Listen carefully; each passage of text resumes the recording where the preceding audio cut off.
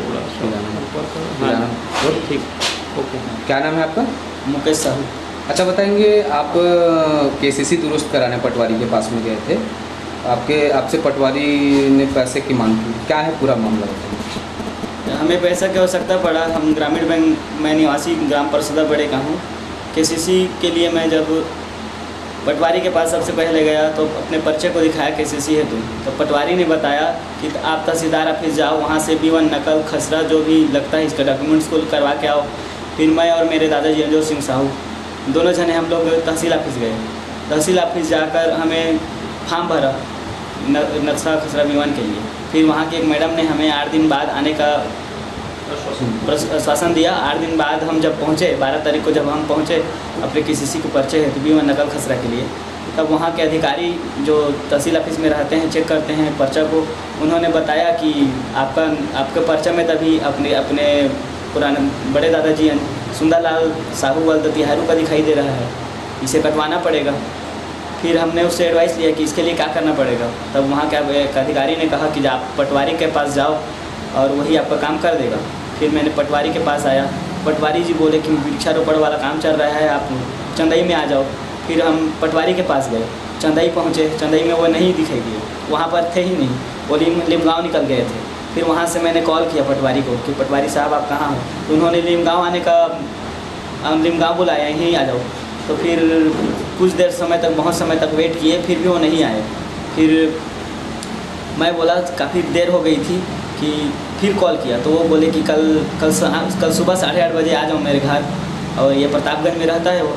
8:30 बजे जब वो गया, जब हम लोग गए, मैं और मेरे दादाजी अंजोर सिंह साहू और मैं, फिर दोनों जने गए तो वहाँ पर हमें पता चला कि पर्चा दुरुस्ती का करवाना था। और पटवारी को ये बात पहले से ही पता थी उसी दिन से।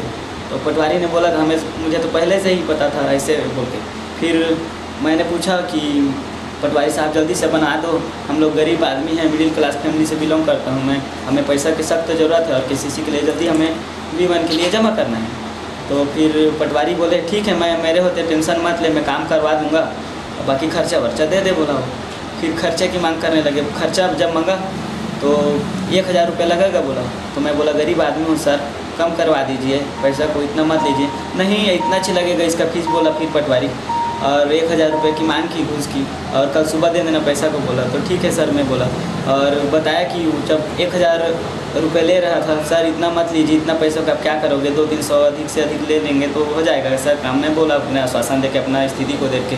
तो बोला 1000 दोगे तभी बनेगा, हमें बाहर से अधिकारी आते हैं, उनका खर्चा वर्चा हम पटवारी फंड से करते हैं, कुछ भी मीटिंग होता है पैसा अपने फंड से लगाते हैं।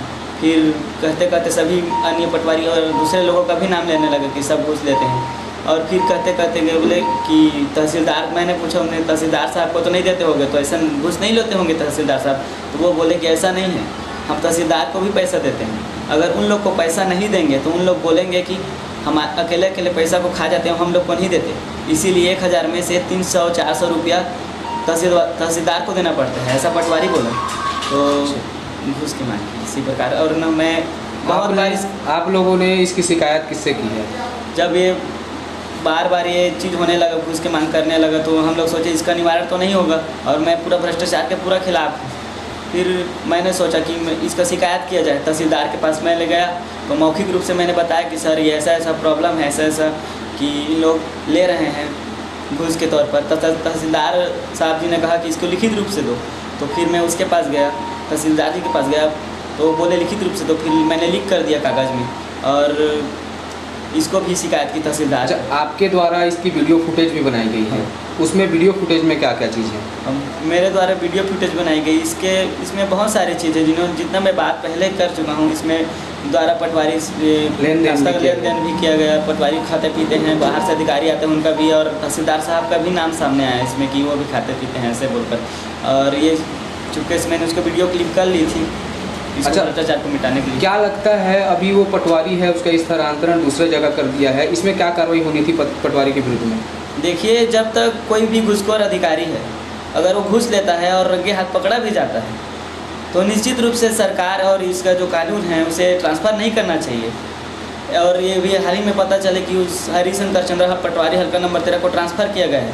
अगर इसी प्रकार घूसखोर अधिकारी लोग यदि भारत में रहते हैं तो करप्शन और बढ़ेगा। इससे मैं मांग करना चाहूँगा कि सीधा उसे सस्पेंड किया जाए, ताकि वो घूस का परिणाम क्या होता है उसको भोगे और आने वाले जो अधिकारी हैं उस चीज़ से डरे और जनता से कभी घूस की मांग ना करें।